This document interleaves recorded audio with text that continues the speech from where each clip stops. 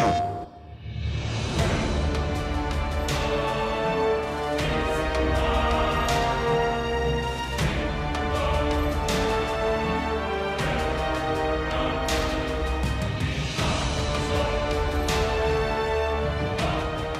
I'm Todd Pappy, Game Director, God of War Ascension. What you're about to see is a making of video that we've been shooting over about 2+ years. It gives you a good idea of the inception of an idea all the way through to the final product. Keep in mind that this is a work in progress. Enjoy. The Empusa is a mythological character, which is this sort of succubus type. The character from mythology is a woman with a flaming head, bat wings, one bronze leg, and then the other leg is the leg of an ox. So the character itself is ridiculous. So I did a whole lot of sketches that followed the canon to a T, and it was wrong. It just looked stupid. So I did other sketches where I just kind of went out into left field and I started introducing bug parts and just made it real weird. They actually ended up liking some of the really weird stuff I'd done with it, and when you see the character in game, hopefully that'll carry across. She is a succubus. She's supposed to be enticing to men, and that's how she manages to get close and suck their blood. Everything in the core is very sort of standard feminine ideal, and then as it gets out to the extremities, you can see it gets real twisted and freaky. I pitched a reveal for her where perhaps it's like the sex minigame, so you can walk up to her and you know, initiate the sex minigame, and then the reveal is, boom, it's this horrific, awful monster.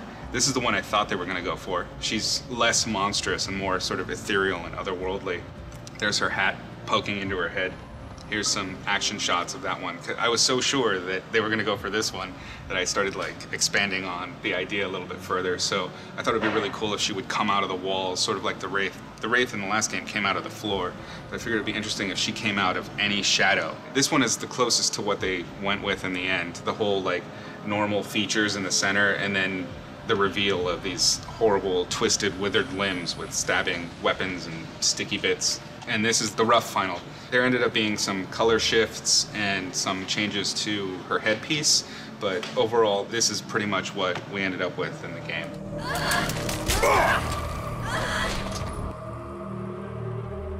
One of the things we focused on with this character were the breasts and the face. You can see these were concepted by Izzy.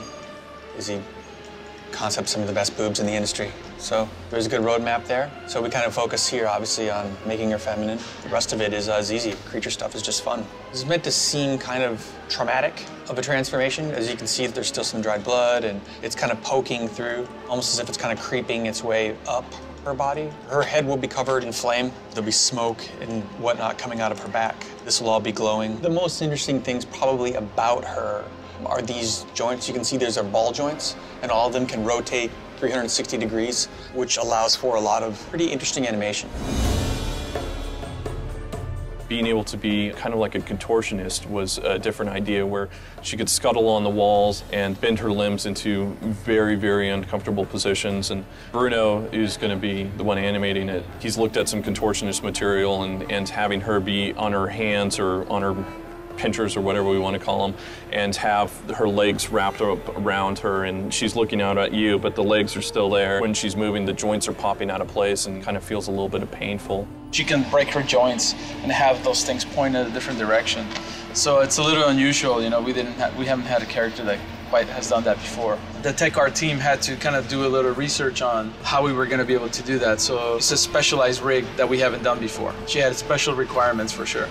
She's basically a human character. Aside from her spiky limbs, she's got like a regular human torso, she's got regular shoulders and thighs. We can actually use our regular bipedal rig on this character. The focus then came with deformation helper joints to keep the volume in the areas where she would be overly twisting or overly crunching and bending.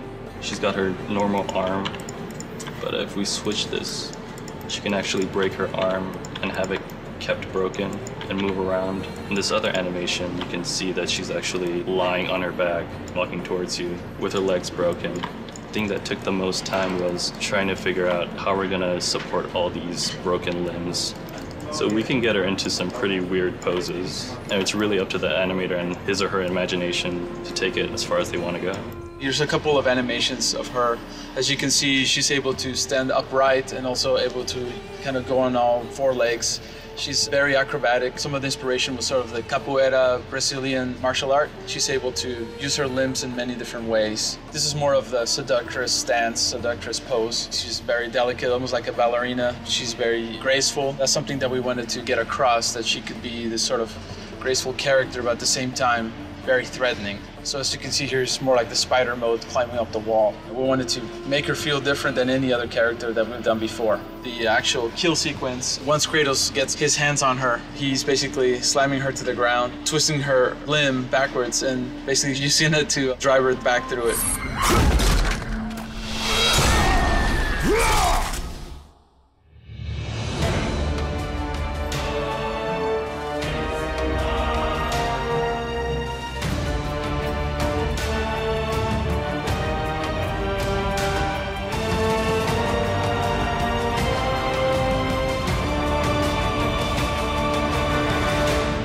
PlayStation